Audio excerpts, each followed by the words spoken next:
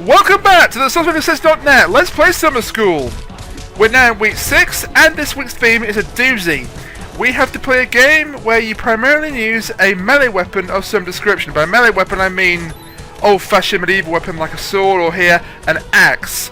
You can use other attacks as well, but the melee weapon has to be your primary form of attack. And it is because today we are playing Castle Crashers. Now this game may be familiar to many of you, especially as it's a lot more modern than the majority of the games that I play and record for my Let's Plays.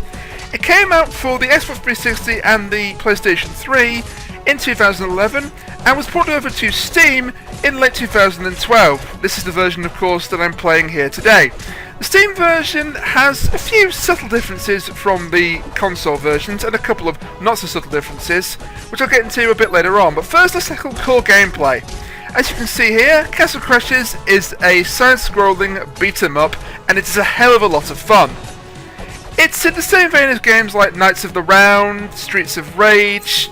You know, back in the 1990s, early 1990s, there was an absolute boom for side-scrolling beat-em-up games.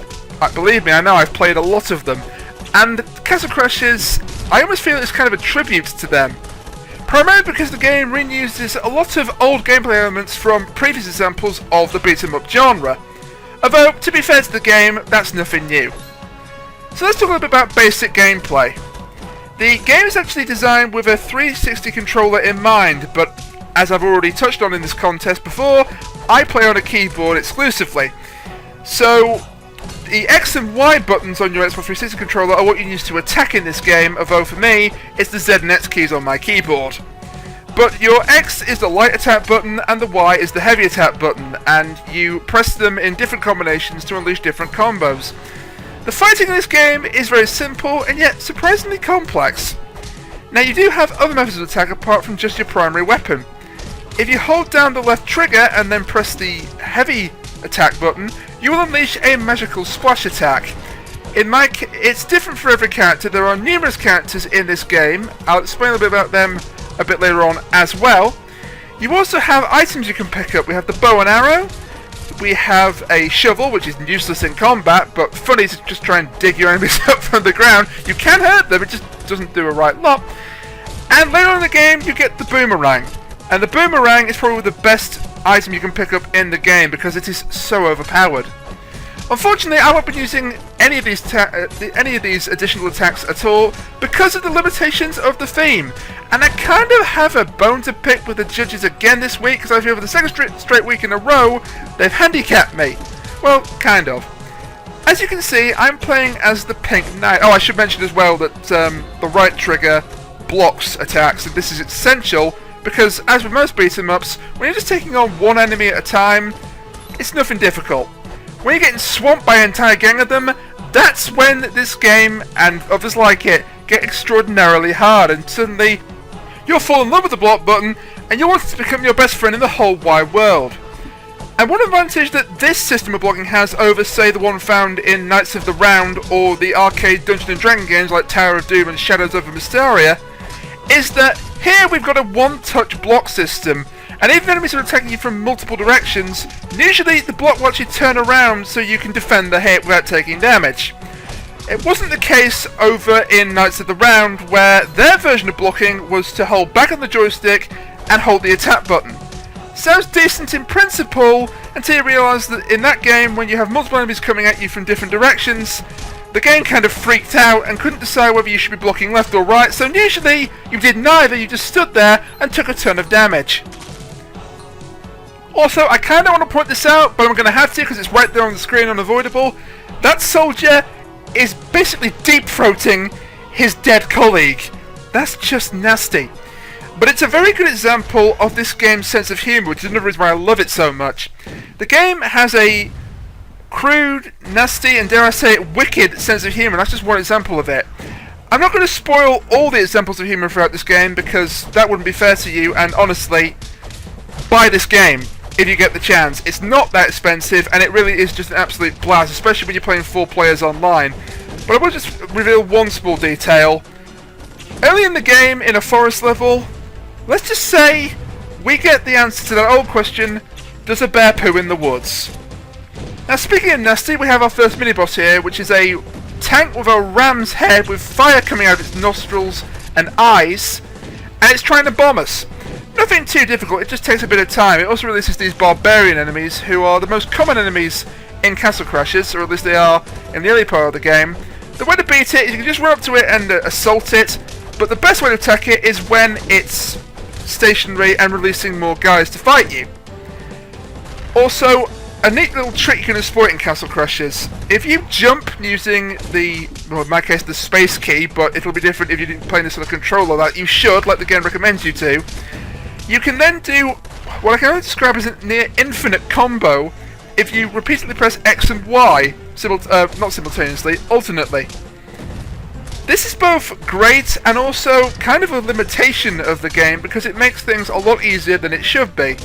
Okay, maybe it's my fault for taking advantage of this, but to be honest, this fight takes a long time if you do it naturally. So I just figured for the sake of the recording, I speed things up a bit, and there you are, it's dead, it explodes. And in beat-up tradition, when the boss dies, so does his minions. Every time a minor enemy, or indeed a major enemy, dies, it will leave behind an item. In most cases, it's just a gold coin, which is equivalent to $1. Well, I suppose it's not dollars because it's medieval currency. I'm not sure what it is. One shekel, one galleon, one nut. No, that's Harry Potter. Hang on a second. One coin anyway. But sometimes when they die, they'll leave behind food that you can then eat to restore health, which is again is another staple of the beat 'em up genre. Or sometimes they will drop jewels, although this is very rare, and on extremely rare occasions, they'll actually drop new weapons that you can pick up. The game has a lot of different weapons that you can get. This is such a game with such a great amount of variety to it. I really cannot praise this enough. And there's the rainbow magic in action. It doesn't do a right lot, it just sort of stuns them for a second, they put their fingers up like, peace! And then you can beat the crap out of them. But other characters have much better magic. And believe me, there are a ton of different playable characters in this game. You only start off with 4 in total, the Green Knight, the Blue Knight, the Orange Knight, and the Red Knight respectively, but as you progress through the game, you'll unlock more. In fact, nearly every single minor enemy throughout the game can be unlocked as a playable character. For example, to unlock the barbarians that I'm killing here, you've just got to complete the King's Arena, which is found at the very back of the map. The level select of this game is a map. Also, there's an example of decapitation in action.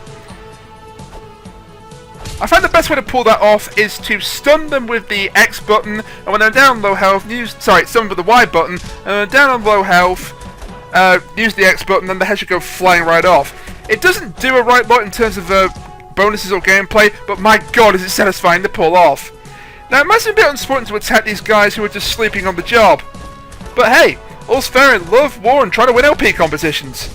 And besides, they're sleeping on the job, and you know my motto, you snooze, you lose. Or perhaps in this case, you snooze, you lose your head. Another thing Castle Crashers took from games like Knights of the Round is the level up system, as you just witnessed for yourselves a few moments ago. Every time you hit an enemy, you'll notice that the pink XP bar underneath our character's health and magic will actually go up by a little bit each time. And when you level up, you will sometimes get access to new attacks and moves. I just got access to the dash attack, which you pull off by running at the enemy and then pressing the X or Y button, then you'll surge forward with your weapon out. It does a decent amount of damage, but more importantly, it's very good for setting up combos. The easiest way to beat the enemies in this game, as I say, is to just air combo them mercilessly. If there's a large group of them, it gets rid of them very, very quickly.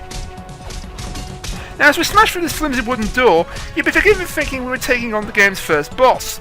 Technically, we were just about to, but first, for whatever reason, the game throws a bit of a curveball at us and tosses us these 3 regular enemies to defeat instead. It's nothing to write home about, they're exactly the same as every other guy you've faced up to this point. And I should point out that even though I've now leveled up 3 times in this video alone, you don't actually receive any immediate benefits to leveling up in terms of stat increases. You'll get things like additional attacks and magic if you reach a certain level, but other than that you have to complete a level before you'll reap the benefits of leveling up. And now that I've finished ranting, it's time to take on that game's first boss. Go to the right here, and here's our boss. No, not him, he's just a generic enemy. That's our first boss, who just smashed that guy to a pulp. A big, lumbering barbarian. He looks menacing, but if you fight him the right way, he's an absolute cakewalk. He has 7 different attacks he can use against you. His primary method of combat is to just walk straight up to you and start smashing your face in. either with his fists or with that massive stone block with spikes. If he hits you with that, he will bury you into the ground, and then you have to wiggle the control stick rapidly to get away from it. That's his most damaging attack, but it can be blocked. In fact, all of his attacks can be blocked, bar one, which you'll see when he gets to about half health. The best way to fight this guy is to basically employ a strategy used by a friend of mine in other beat-em-up fighting games.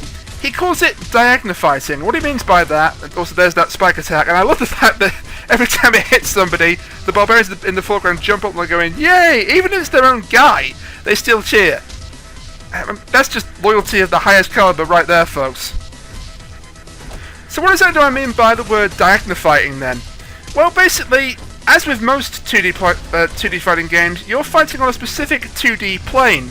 However, as you see here, if you basically hit the boss and at the last possible second move down or up, his attack is programmed to hit you at an exact point on the screen. So if you move down or up, he can't hit you, and you're going diagonal towards him, hence diagonal fighting. Don't blame me, I didn't come up with the stupid term, okay? Now this guy's very easy, but he takes an age to kill, so it gives me a chance to discuss a few other points. For example, the creators of this game. They are two guys called Dan Paladin, which I swear is probably not his real name, and Tom Fulp. Now that latter name is familiar to you, it should be, because he is the creator and founder of, well, it's the same thing, isn't it? But he is the creator of the popular Newgrounds website. And once you know that fact, you can kind of see some of its style evident in this game, like the crude humour, the cartoony visual style. I'm not complaining, I really like it. Tom Fulp and Dan Paladin, well, certainly Tom Fulp anyway, I'm not so sure about Paladin, also created a game before this called Alien Hominid. It was a shooting, basically not a beat 'em up, but a 2D plane shoot 'em up in this similar art style. It received somewhat critical success. Also, this is the barbarian boss's signature attack when you've gone down to over half health. He sort of takes a drink and then launches himself across the screen on fire. But he's dead, he suffers a fatal stomachache and then gets crushed to death by a treasure chest. What a way to go.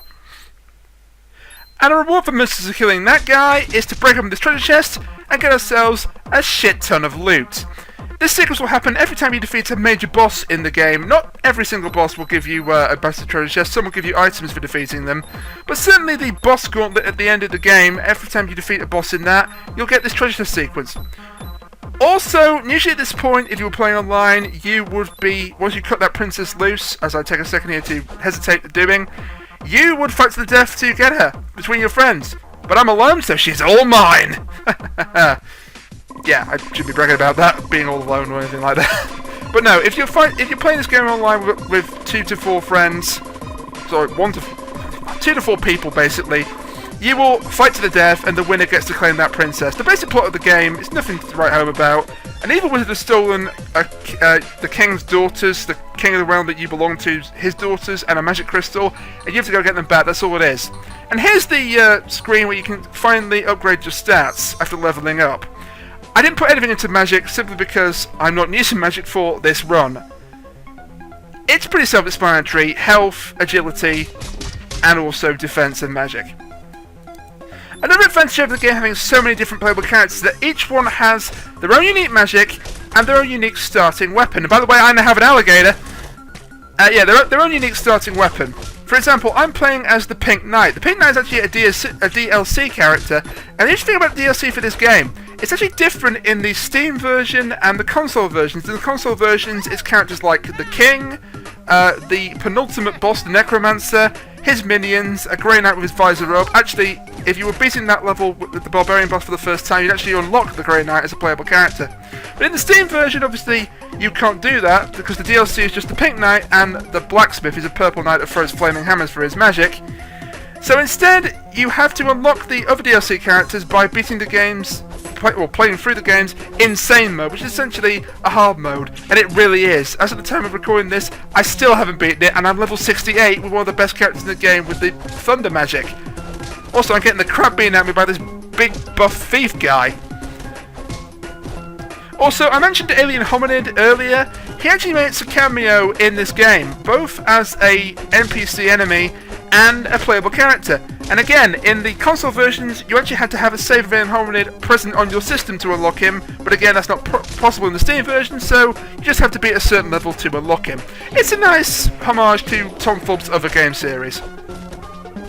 But the whole reason why I have a beef with the judges this week is that the Pink Knight's default weapon is a lollipop that gives you 5 extra agility. Also, it's hilarious to be beating guys over the head with a lollipop of death. But unfortunately, I couldn't use that because, of course, I'd be in violation of the rules because the lollipop, as last time I checked, was not a bladed weapon from the medieval times. And on that bombshell, we're just about out of time, so join me next week for the finale of this contest and whatever the hell throws at us for the end. Till then, bye for now.